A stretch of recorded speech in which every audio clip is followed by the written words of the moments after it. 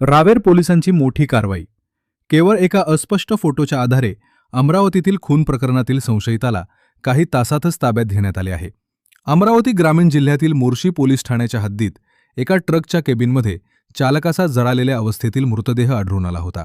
पुरावे नष्ट करण्यासाठी ट्रकला आग लावल्याचा संशय तपास यंत्रणांनी व्यक्त केला आहे. दरम्यान संशयित पंजाबकडे पळून जाण्याच्या तयारीत असल्याची माहिती अमरावती पोलिसांनी जळगाव पोलिसांना दिली. संशयित रावेर रेल्वे स्थानक परिसरात असल्याचे इनपुट मिळताच पोलीस निरीक्षक संदीप पाटील यांच्या नेतृत्वाखाली रावेर पोलिसांनी तातडीनं शोध मोहीम सुरू केली.